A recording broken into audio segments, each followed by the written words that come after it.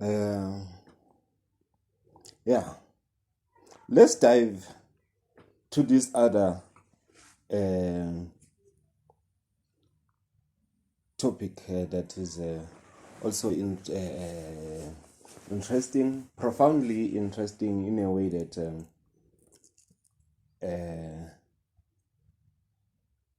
yeah, let me see what does it mean to you. Let's just go straight to it. You see, the truth is not what is.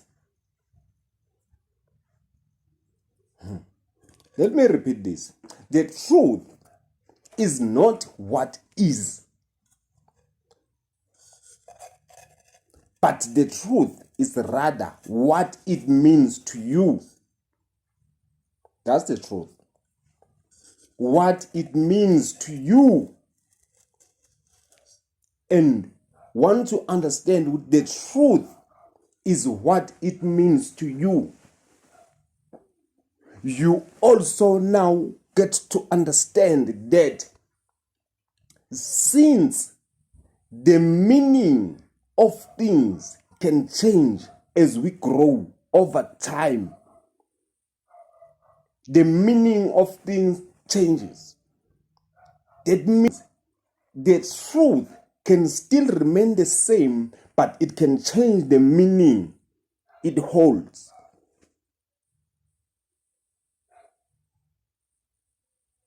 Let me repeat this. Because we understand that even now as we stand, as you stand where you are right now, there are things that used to have or to hold a certain meaning to you, which right now, currently, right now, as you stand, they mean something completely new or something similar or something at least on another level or something that resembles just something new.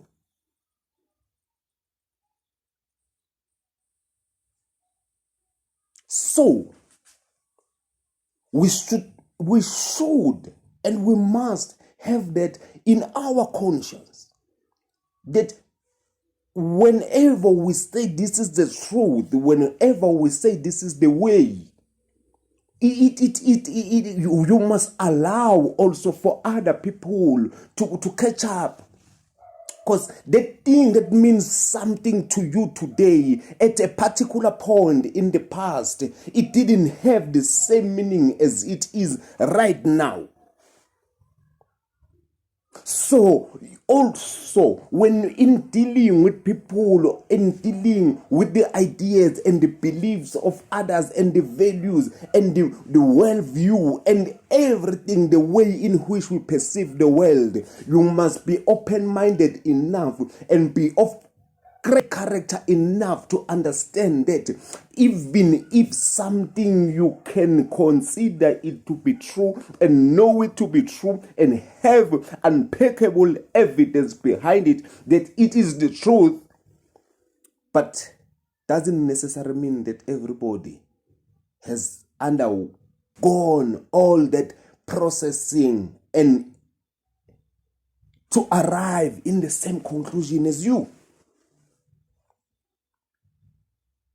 Find it sometimes actually it's okay. It's okay for you to hold a certain conclusion or impressions or memories or the significance of certain things and events and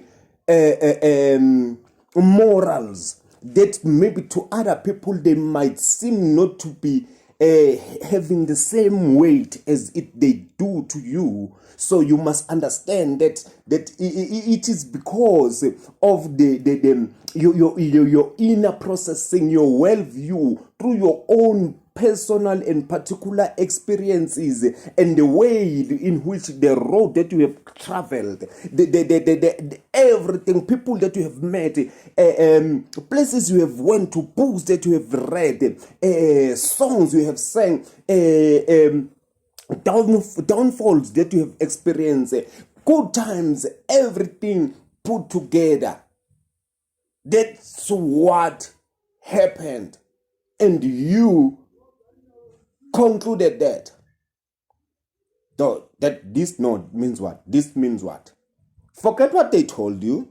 Yes, even in your processing to consider the thing to be the truth, you use the other people's impression. You have been influenced. You must acknowledge that. Everyone and every one of us is being constantly influenced and is constantly influencing the world inside and around them. That is one thing for sure.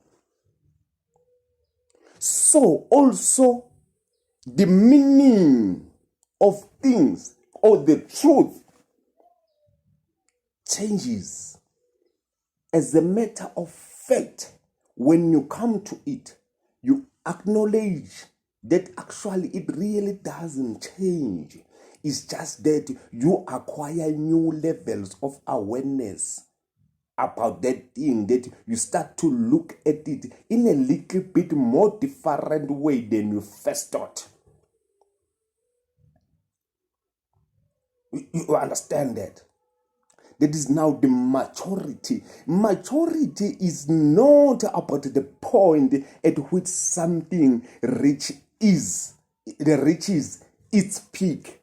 Maturity is a point at which something reaches its full capacity to be a fruit.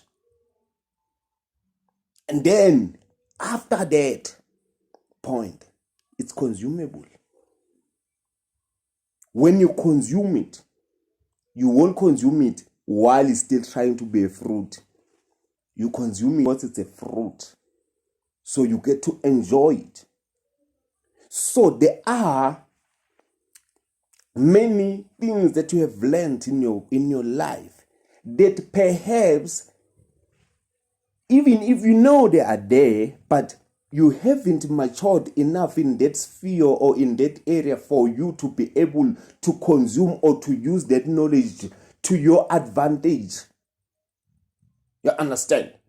So it is the truth. The truth is in there. It's there within you. You know it's there, but it's just that you can't consume it. You just can't grab it off the tree because it's still strongly attached to the tree. You know, sometimes other things we just believe, they are there, they are possible, but you just don't know how to make them happen to you or to your life or for you. But they are there. They are true. Like other people have produced results through those things. But for you find that they haven't reached that.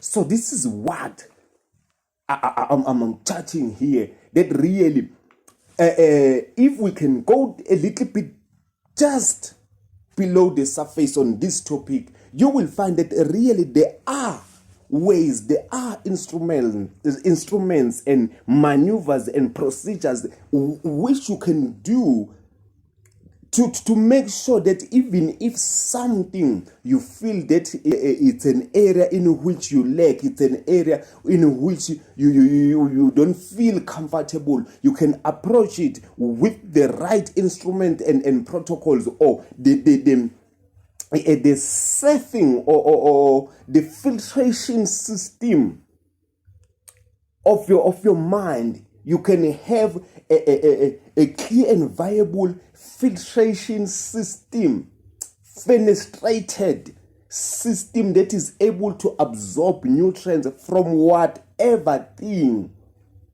that you are learning or that happened, that you think is going to happen, whatever thing, the observational principles of how to really observe something without judgment, with the idea of saying, no, look, I don't know. Because that's one of the major problems. It's just that we know too much. We know too much. We have reached the stage in which we assume that knowing something warrants you to possess it. No. Knowing something doesn't warrant you to possess it. But Perhaps knowing how it works, how it really works, maybe it can warrant you that you can even create it from nothing. Or maybe perhaps from what looks to be nothing and create it and make a living thing out of it and manifest it outside for everyone to see it. And then people, they're like, how did he do that? How did he do that? So that's the operational sphere I'm talking about. You must remember this. You must remember this. This requires knowledge. I'm not trying to motivate you. I'm not trying to inspire you. But I'm just trying to tell you that, look, there are principles, there are ways, there are maneuvers, there are protocols to be followed, there are routines to be followed, there are things that are like individually personalized to you, in which you can benefit through using these techniques. That these techniques, you can feed them in your life at no extra cost in terms of time, energy, and money. You find that it's things that you are already doing. It's just that you haven't maybe made time to arrange them, or maybe to really just do them, even if they are not in any particular order. Just to make sure, no, per day at least I do this, even if it doesn't have to have a specific order, in such a way that even if you don't do it in a day or a week, but you know that it's something that you occasionally do.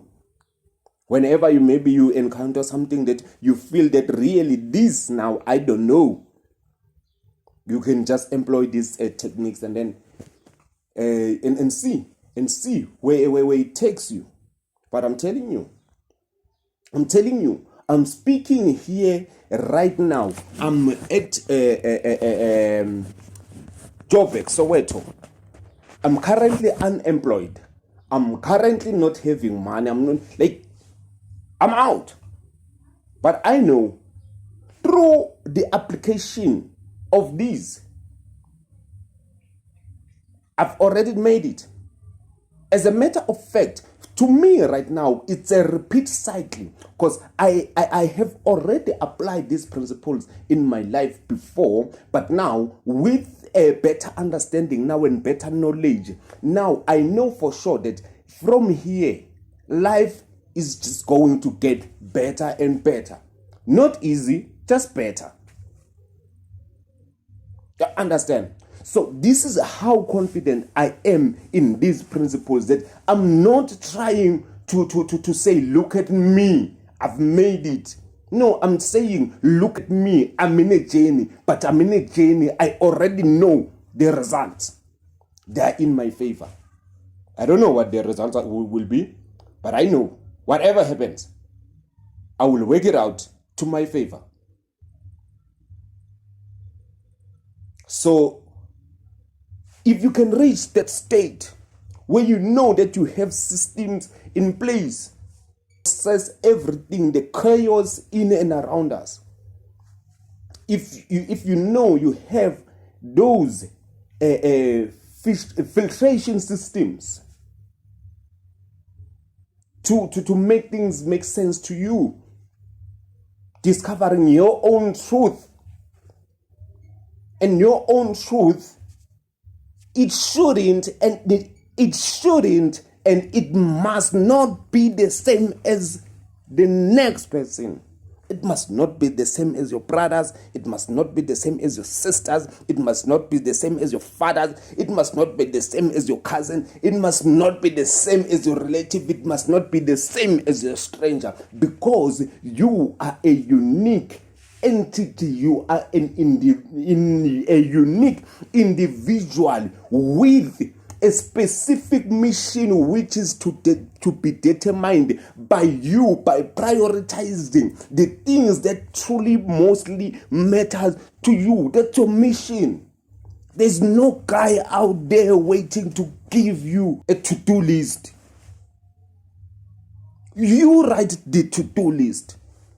You write the to-do list according to the necessity and the priority and the things that you see necessary with where you are and where you're from and where you want to go.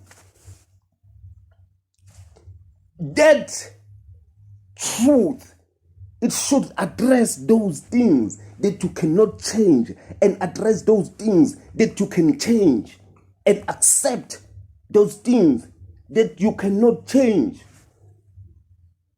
And when you accept the things that you cannot change, then work around them. Try to see if you can maybe change the meaning. Since you know now those things that are already constant, they will always be there in your life. So try to see, even if you can laugh at your own weaknesses. Try to see if you can say, okay, this, I don't like this.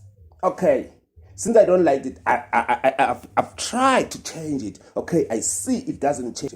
But well, since I know it doesn't change it and it will always be there, why don't I put my constants around them?